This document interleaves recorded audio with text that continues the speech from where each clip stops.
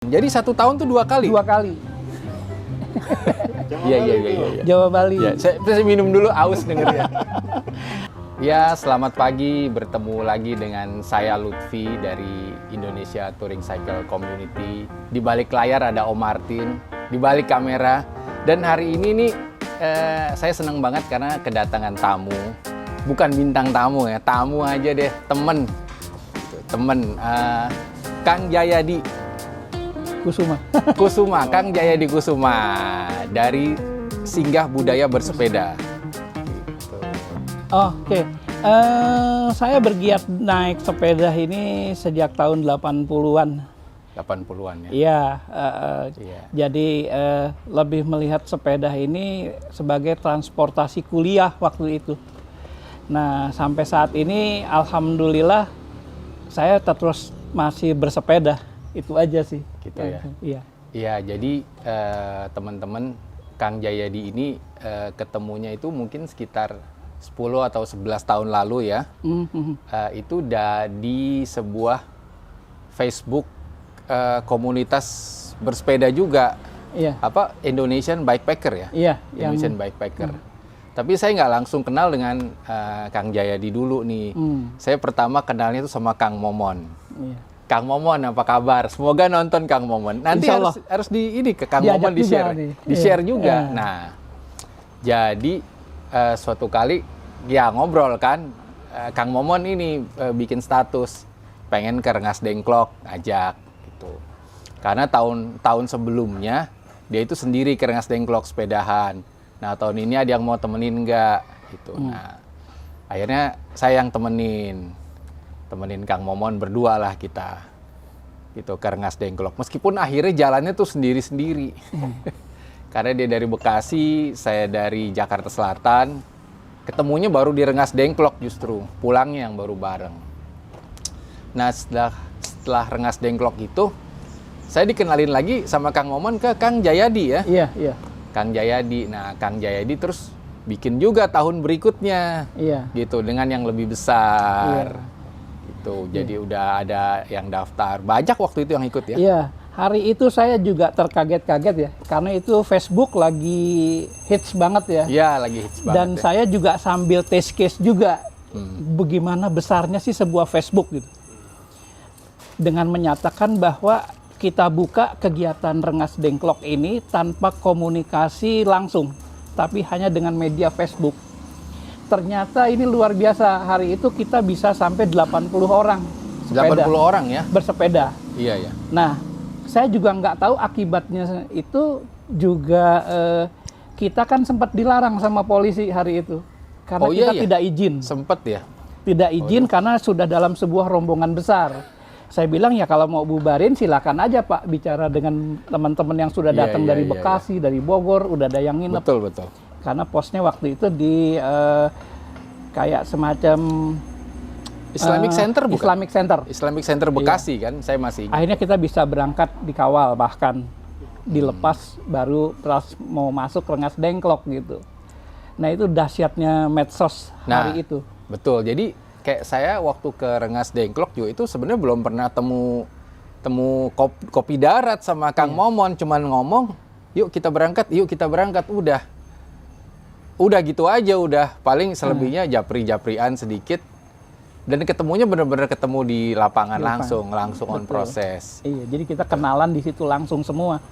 Nah, jadi di ITCC ini mau kita bikin lagi seperti itulah, seperti dulu. Jadi ada yang touring di Jogja, ada yang touring di mana, atau ada yang di mana, mau saling kenalan, mau goes bareng. Diperluas lagi sekarang mungkin sharing rumah singgah, gitu. Mungkin sharing yang lain lah, sharing kuliner juga boleh. Iya. Jadi berbagai sharing yang bukan menunjang ya, tapi menambah kaya perjalanan gitu ya. Iya. Gitu. Jadi nggak sekedar menunjang sih ya. Iya. Gitu. Jadi ada sisi-sisi lain gitu. Nah, ini yang menarik ini Kang Jaya ini kan lebih senior nih, 1 dekade lah ya bedanya sama saya. Nah, jadi ini episode yang ini saya mau nanya mengenai perjalanan zaman dulu tuh waktu ke Jawa Bali ya. Iya. Itu tahun berapa tuh? Itu pertama tahun 89. 89 masih kuliah nggak? Udah kerja ya? Baru lulus tuh. Baru lulus? Baru lulus. 89. Jadi sebenarnya 89 naik sepeda itu kayak semacam dendam aja gitu. Oh gitu. Dendam begini, jadi ketika hari itu mau masuk tugas akhir, Iya? ada ajakan naik sepeda ke Brunei. Oke. Tapi itu benar-benar dilema. Kalau Oke. saya ikut yang Brunei, saya nggak jadi sarjana nih. Oke. Tapi kalau saya naik ngelulusin, saya jadi nggak punya pengalaman ke Brunei. Ya ini saya baru dengar malah. Iya. Akhirnya saya coba berkompromi dengan diri saya, yaitu saya stop dulu kegiatan sepeda, saya selesaikan tugas akhir, pokoknya habis dari kegiatan tugas akhir, Iya. saya baru mau naik sepeda nih, nggak mau ngantor dulu hari itu. Maka itulah saya mulai. Nah, waktu itu sendiri atau ada partnernya? Yang pertama saya sendiri. Pertama yang Sendiri. tahun 89 sendiri ya? Sendiri. Nanti foto-fotonya ada kan ya? Ada. Nanti foto-fotonya kita tagih. Iya. Gitu. Lalu yang kedua bersama PBBI. Yang kedua tahun Tahun 89 juga. 89. Jadi 1 tahun tuh 2 kali? 2 kali. Iya. Jawa Bali. Ya, saya minum dulu, aus dengernya. Yang ketiga saya tahun 2013. Oh, udah cukup lama tuh ya. Cukup setelah itu, lama cukup tuh. lama. Nanti ada fotonya before after. Ngomong-ngomong, itu dulu sama Pak Imo nggak? Kan dulu satu kuliah nih. Yang satu sama alma Pak mater. Imo, yang sama PBBI. Oh, yang 2013? Yang 89 juga. 89 juga. Oh, itu Iya. Pak Imo ikut ya? Iya. PBBI apa tuh? PBBI itu Persatuan. bukan. Parade Bulan Bersepeda Indonesia. Parade Bulan Bersepeda Indonesia. Tahun 89. Itu pesertanya dari dalam dan luar negeri juga tuh. Itu dari Amerika, dari Inggris, dari Belanda gitu. Itu udah nggak pernah kedengeran lagi sekarang ya? Itu cuma dilakukan 2 kali, tahun 88 dan tahun 89. Wah, aduh. Jadi- Ini orangnya sekarang pegiatnya, volunteer dan foundernya sekarang di Pulau Penang. Buka kafe di sana. Namanya Udah. Tigun. Tigun Wibisana. Tigun Wibisono, iya. Udah hijrah. Jadi ini nih Kang Jaya nih lingkaran Mas Paimo nih. Paimo. Karena satu alma mater ya. Iya, satu alma mater. Satu alma mater. Dia desain grafis, saya desain produk. Oke, tuh satu ini lagi fakultas tuh ya, Satu fakultas satu seni rupa dan fakultas. desain. Seni rupa dan desain, paling beda angkatan ya. Iya, saya Beda lupa dia angkatan. angkatan 79 atau 76 kalau nggak salah dia. Saya 2 tahun kayaknya bedanya deh. nggak, dia 76, saya angkatan 82. Wih, lumayan jauh bedanya. Lumayan jauh. Bisa bareng gimana tuh? Karena saya dengan Pak Imo itu sama-sama bergiat luar ruang di jurusan desain gitu. Lalu Oke. kita bikin kegiatan namanya caving, Kevin. penelusuran gua ya sama Pak Imo juga. Nah, sebelum itu lanjut lagi balik tadi. Iya. Gimana yang ke Bali yang pertama yang sendiri? Cerita Wah. deh. Saya ini Saya nyender aja deh. jadi gini, saya tuh sangat menikmati sekali bersepeda. Jadi orang termasuk sampai hari ini kalau naik sepeda touring jarak jauh tuh saya sendirian. Oke, Karena iya. saya tahu kapan mesti berhenti, kapan saya pengen jalan lagi. Jadi kayak semacam kayak Rengas Dengklok, saya punya target bahwa tiap 2 jam tuh saya harus berhenti dan saya harus tidur. Target saya gitu.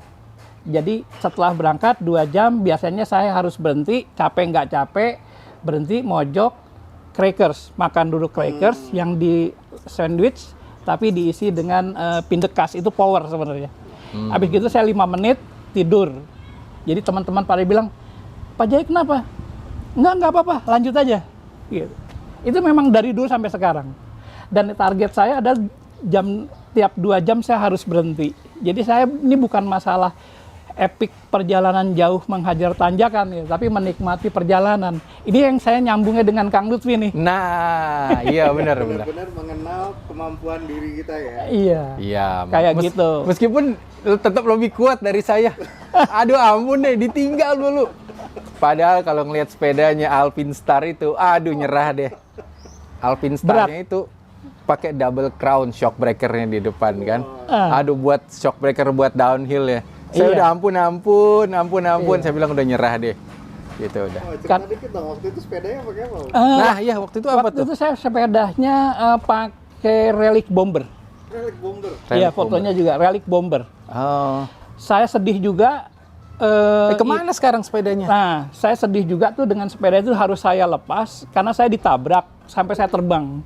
Jadi dia punya Tahun? garpunya itu tahun 96.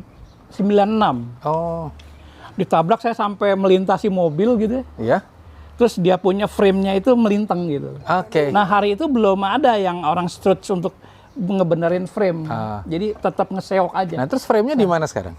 Sekarang itu ada di anak-anak Klankers Bandung. Masih Masih ada. masih Jadi, melintir. mereka karena mereka simpen lalu sekarang di Bandung itu di depan jalan Tamblong itu kan memang ada yang servis untuk mereka sudah ada. Sekarang udah ada yang bisa Udah bikin lurus benerin. jadinya. Udah lurus. Oh, harus dibawa lagi dong sepedanya. Ah iya. Itu masih ada sepedanya. Itu di Iya. anak-anak Klankers. Tahu Klankers ya? Saya tahu, kalau saya Jadi tahu. sepeda Nanti yang kasih aja country. gambarnya. Iya. Nanti gambarnya Kayak Klankers gitu. tuh. Lalu yang ke berikutnya adalah saya senang sendirian naik sepeda nih. Nah, untuk tahu kadar kemampuan saya. Lalu yang kedua, saya naik sepeda itu biasanya nggak sampai malam. Oke ya. Karena bagi saya itu sepeda bermalam itu tidak selamat terus terang Iya, aja. iya. Karena perhitungannya bahwa itu akan bertemu dengan bis-bis malam. Bis-bis malam itu Terutama dia di selalu jalur- berhitung. terutama di jalur nasional Iya. ya. Lebih baik ngorbanin satu daripada yang 32 di mobil. Jadi kita pasti udah kelar duluan. Itu satu. Iya. Jadi selalu yang kedua juga hawanya udah nggak sehat. Biasanya Iya. jam 5, jam 6 paling lama saya itu sudah harus minggir. Betul Apapun. itu, betul. Setuju. Jadi misalkan kalau kayak semacam di Alas Roban dulu belum ada yang namanya rumah-rumah gitu. Rawan itu dulu. Itu ya saya buka tenda aja di situ. Makanya saya sampai hari ini juga kemana-mana tetap buka tenda ya. Artinya kalau ketika memang saya harus berhenti Buka tenda di Alas Roban. di Alas Roban hari itu. Itu kan bahaya sekali waktu itu. Tentunya di sana deket yang para rumah-rumah truk-truk ngetem. Oh, oke. Artinya ada orang di situ. Tapi cuma Iya. saya memang tidak bergabung dengan mereka. Itu saya sebenarnya penasaran banget sih kondisi jalanan waktu itu ya. 89 ya. Iya. 89 sih. 89 iya. Ya masih relatif sepi ya. Dan belum ada tol sama sekali waktu itu Belum, kan. semua jalan darat dan semua jalanannya jelek. Artinya dalam arti kata aspalnya gitu ya. Jadi bukan bolong-bolong, Itu aspalnya lewat jalan nasional semua ya berarti ya? jalan nasional. Oh, Lewat jalan belum. nasional. Itu yang berat memang antara Cirebon, itu karena jalannya terbuka, angin langsung menerpa ya saya masuk ke sawah tuh. Angkat lagi, sempet kayak Sempet gitu. jatuh, sempet nyungsep. Iya, karena kan gembolan kita sebenarnya bikin kita tidak stabil. Iya. Goyang terus jatuh gitu. Jadi bawaannya itu selain berat dia kalau dia jadi tertempat angin menerpa kan. Iya. Gitu. Jadi dia kayak layar Kayak dia. layar. Dorong Dia kayak layar. Iya. Jadi dia mendorong. Iya. Itu yang Yang menarik itu adalah wilayah. Jadi Iya. ketika sampai lepas Jawa Tengah, ya. jadi antara Solo dan Ngawi, itu jalanan masih rame banget. Mobil motor itu bisa kurang dari 1 menit Berarti tuh itu papasan. lewat tengah tuh ya Solo Iya, Ngawi. naik lagi Ngawi tuh. di tengah kan. Iya. Tapi setelah Ngawi, Madiun itu sepi. Artinya relatif 1 menit itu relatif jarang mobil ketemu. Enak banget ya. Nggak kayak sekarang. Jadi itu yang nggak bisa diulang ya sebenarnya. Iya. Itu yang nggak bisa diulang suasana, atmosfer, kondisi. Iya. Itu nggak bisa diulang ya karena mobil bertambah, Iya. cuaca tambah panas, Iya. pohon terus berkurang. Iya. Itu semacam kayak kalau saya tuh kayak berpacu dengan waktu. Aduh, pengen cepet jalan lagi karena Iya. kelamaan lagi udah berkurang lah, berubah lagi. Iya. Lalu hari itu juga belum ada fasilitas aksesoris sepeda ya. Kalau sekarang kan parkir Iya. yang murah sampai yang mahal tuh ada. Ada. Yang Thailand apa itu sampai 800.000 satu yang itu. Ada. Nah, kalau dulu saya benar-benar 2 ransel yang 30 liter itu ditaruh di Itu kiri. ransel yang apa tuh? Ransel buat backpack ya. Taruh kayak begitu. Lalu sleeping bag, tenda pasti dibawa gitu loh. Waktu itu belum ada flyseat. Dulu Jadi masih yang di dibawa belakang ponco, semua, jadi ya. memang berat banget tuh sepeda gitu. Kayak gitu. Ya kebayang lah, Itu kebayang pada saat sih. Itu sepeda full masih besi kan ya? Full besi, iya. Full besi, Aha, berat, aha. dengan bawaan kayak gitu, Jakarta, Bali. Wah, itu keren banget. Jadi bener-bener memang beli kantong plastik untuk supaya nggak kebasahan. Nggak kayak sekarang kan masukin blus-blus, gulung parnirnya klik, Iya, udah iya. anti air Waterproof kayak ya. hari itu. Ya, sekarang Kayak ada yang waterproof. Sekarang ada yang waterproof. Nah, ini menarik gitu bagi saya. Yang terakhir 2013 bahkan saya masih terus merasa itu barang mahal. Saya jahit sendiri. Nah, iya, jadi saya udah pernah ngeliat, sering banget ngeliat. Ini apa? Panirnya tuh jahit sendiri. Jahit sendiri, iya. Itu yang nggak bisa dilawan banyak sebenarnya. Ah, Gitu. Panirnya jahit sendiri. Waduh, sepedanya udah. iya. Masih ada tuh sepedanya. Masih ada. Masih ada ya? Masih ada. Masih Terus saya mendevelop terus nih. Jadi misalkan karena saya sering traveling, kadang-kadang sampai yang namanya nih di sisi lain ranselnya satu hilang. Bukan hilang ya, ketinggalan. Oh ya? Iya. Pernah Mesti balik, pernah gitu. ketinggalan copot atau lupa? Ketinggalan waktu pulang sih biasanya. Pulangnya biasanya saya kan nggak naik sepeda lagi.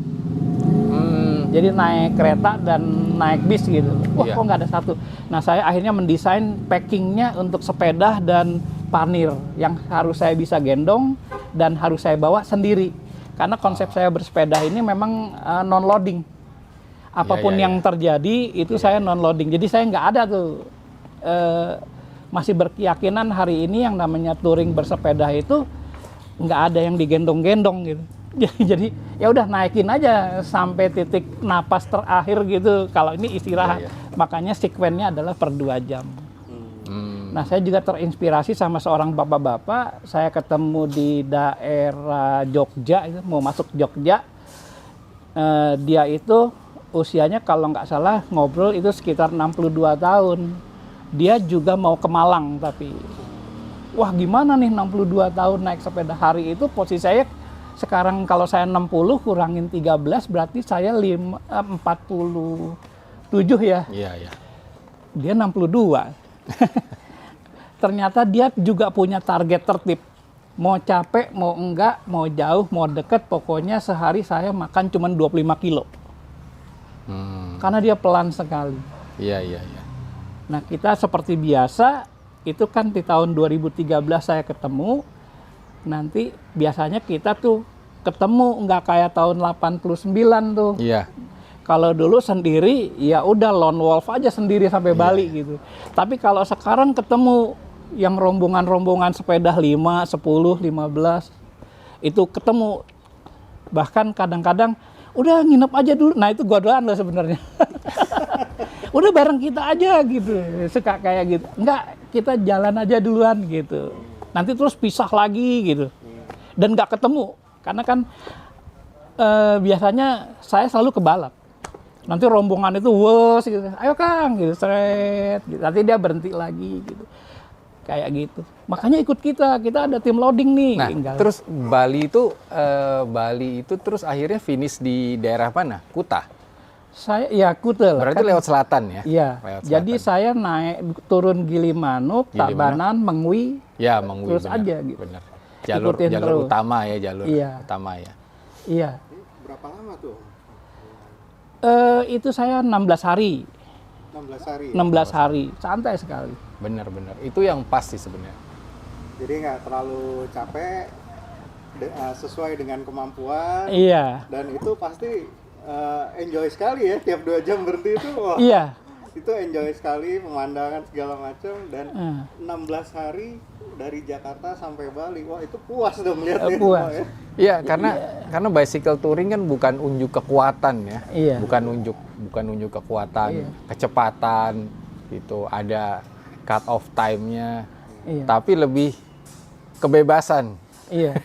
Biasanya ya sampai hari ini tetap saya lakukan. Jadi per 2 jam saya sekali, 2 jam sekali berhenti, buka Crackers. Nah, maka Crackers itu mah dari tahun dulu saya udah pakai itu. Karena dikasih tahu sama orang Belanda waktu itu Oke. dibilang, karena crackers itu kan nipu perut ya, dia ngembang karena dia kan itu ya. Itu diisi apa pindakas apa? Pindakas. Pindakas tuh ini apa? Jam Selai kacang. kacang. Diisi selai kacang itu Ah. isinya udah siapin berarti. Enggak, kita Atau ngoles. darurat?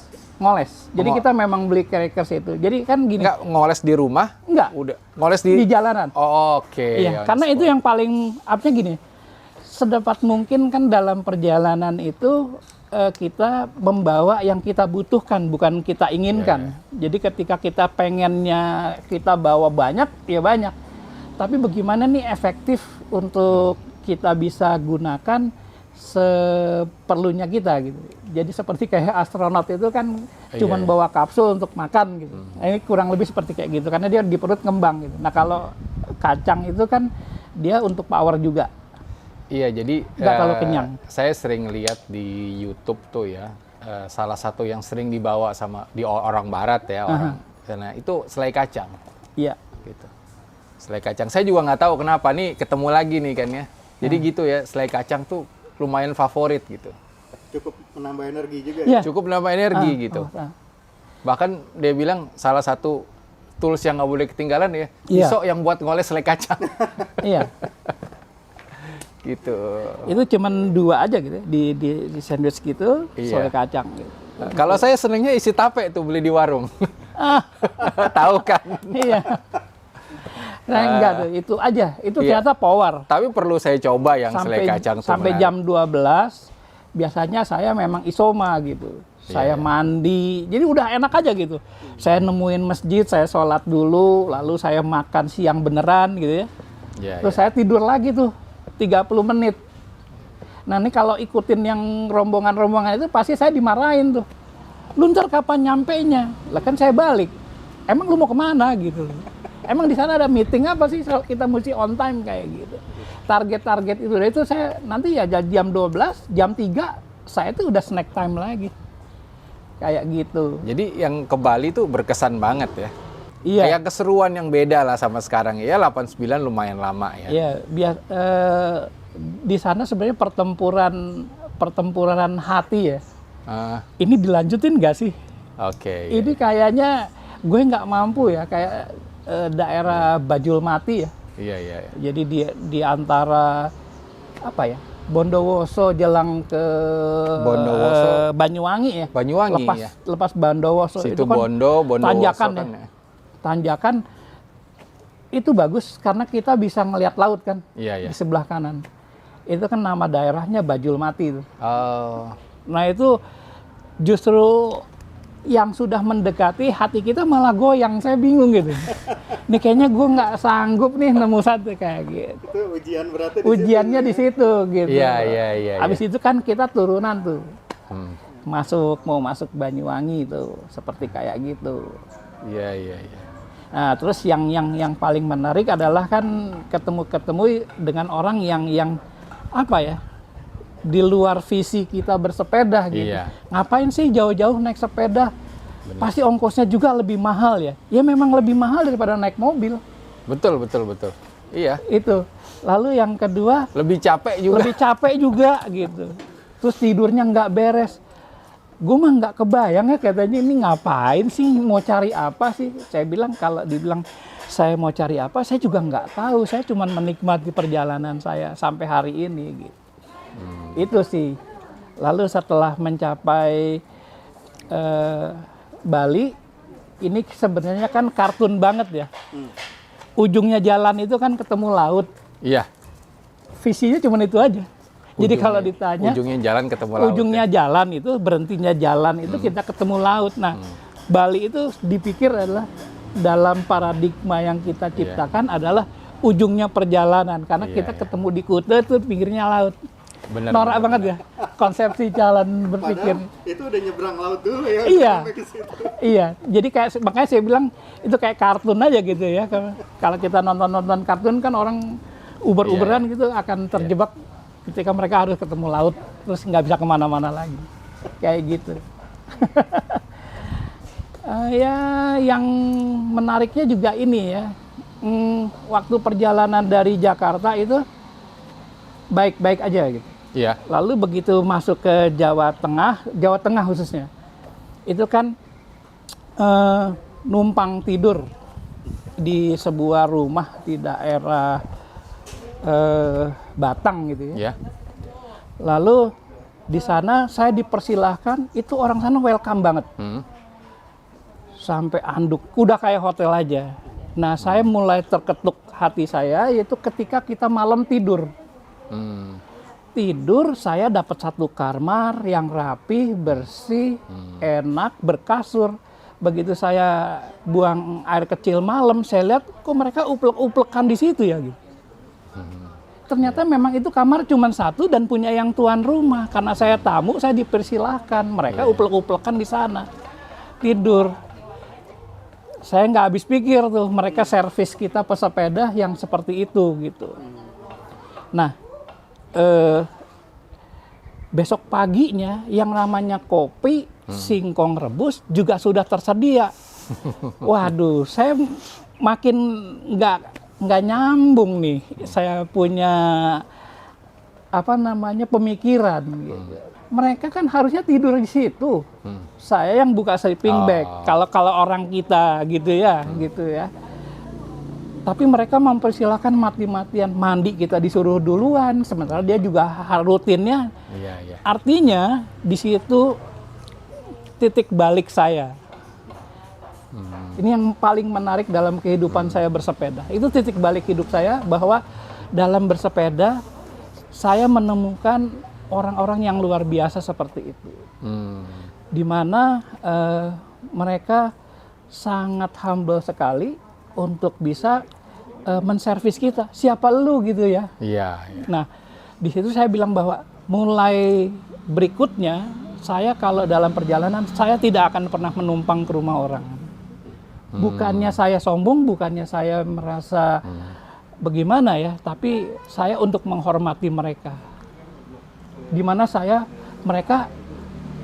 karena saya hadir di sana justru merusak sistem.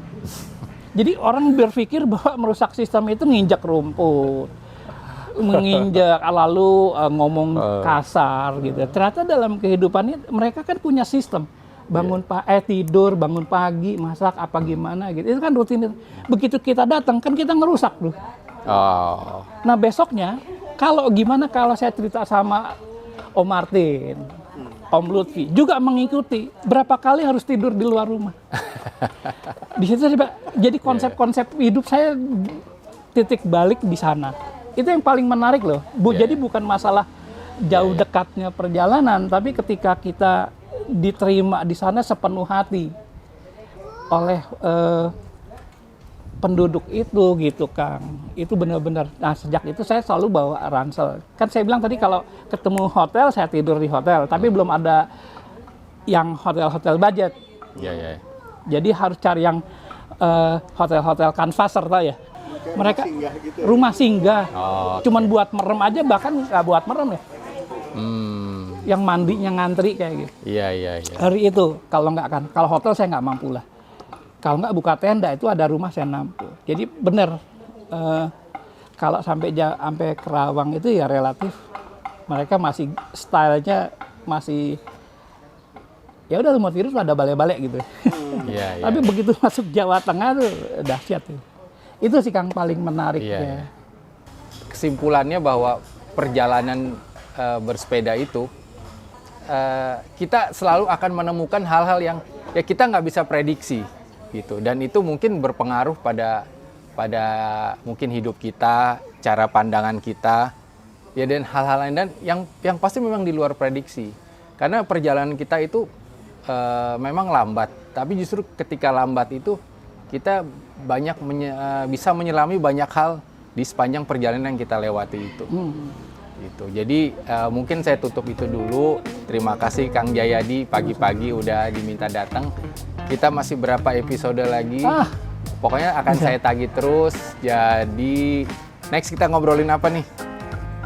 Terserah. Ada Terserah yang ya, oke. ya kalau saya lebih concern ke Dikit yang ekspedisi.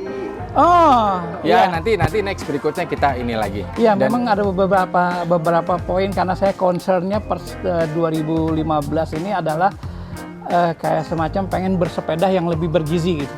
Artinya ketika untuk saya selesai, capeknya dapat, untuk saya juga dapat. Tapi apa yang bisa saya bagi untuk teman-teman, bukan kalau menginspirasi rasanya juga ya kemewahan gitu. Tapi yuk teman-teman bisa silakan masuk dengan cara apapun untuk memperkaya khazanah persepedaan. Itu aja sih. Oke, kalau gitu kita ketemu lagi di episode berikutnya. Terima kasih yang udah nonton, udah view. Ya kalau mau like, silakan like. Komen jangan lupa. Subscribe, terima kasih. Oke deh, gitu aja deh. Sampai ketemu lagi. Salam pedal. Bye.